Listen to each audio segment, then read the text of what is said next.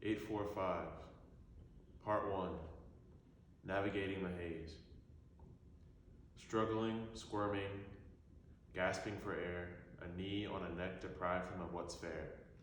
The insidious and evil actions perpetrated against Floyd were just microcosms of a much more depraved void.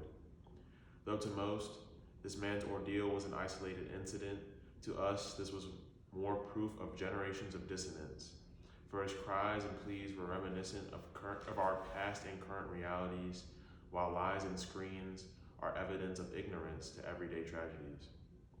How can we move on to an age that is pure and kind when the majority are blind?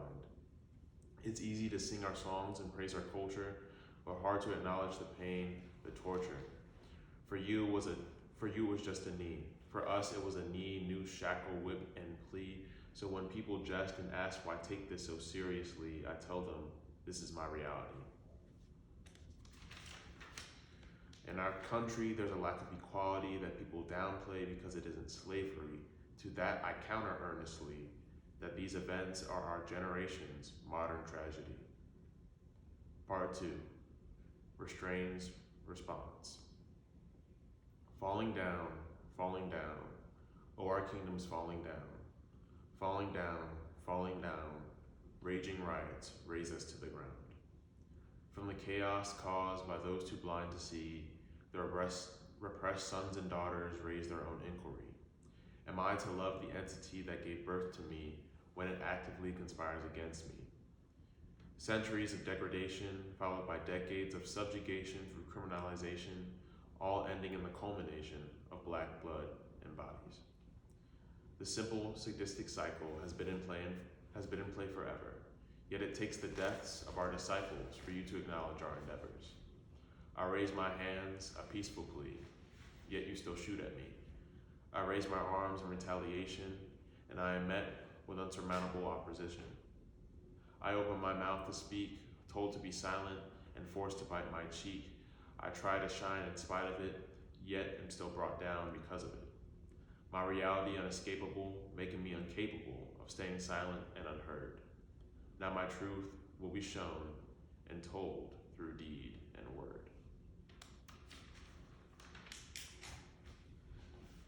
Part 3, An Invisible Burden. I don't see it. We all stand on level ground. You people are disillusioned by myths and falsehoods, because privilege is not indicative of color. I take no offense, I'm just coming to my own defense, for your reality encroaches upon mine. In actuality, maybe it's the very reality that makes you blind. Yes, historically, all has not been well nor kind, but changes have occurred so that all may shine. The peculiar institution is an ancient antiquity, and we can't pretend the movement is in its infancy. Clinging to the past has caused your reality to be current cohorts causing confusion and calamity. Your misguided movements aren't modern ministry, they're nothing more than biased bigotry.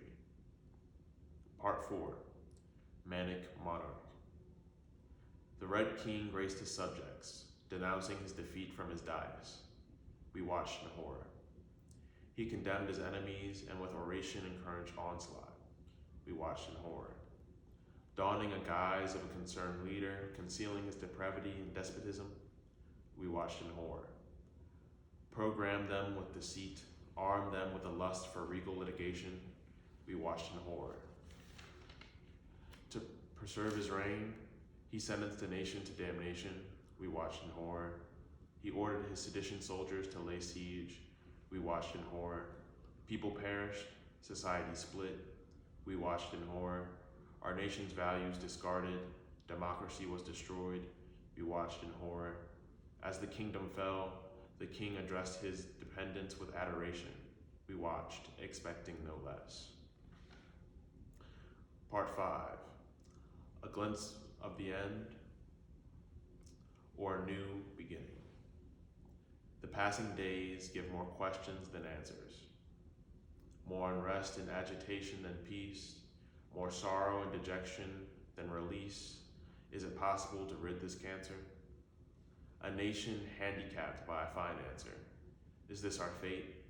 Anguish never to cease? beaten, broken, chaos's key centerpiece, life, liberty, and pursuit now unanswered. Yet there are still those extending the fight.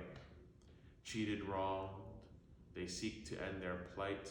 Despite all resistance, they persevere. They will not stop, not for pain nor for fear. They pursue those pleasures that were withheld, their right to liberty and life upheld.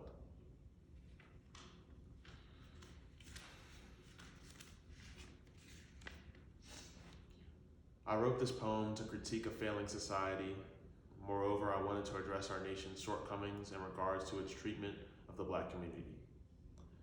Consistently throughout my lifetime, I've seen minorities treated like second-class citizens within a country that promises equality for all. Furthermore, I've observed how certain individuals within our country who would chastise and scorn Black and brown people for standing up for their lives were some of the first to incite insurrection and attack democracy, the very crimes which they charged protesters earlier this summer. Addressing the inexplicable hypocrisy that exists within this nation is this poem's principal goal. However, its more important role is the facilitation of introspective thought.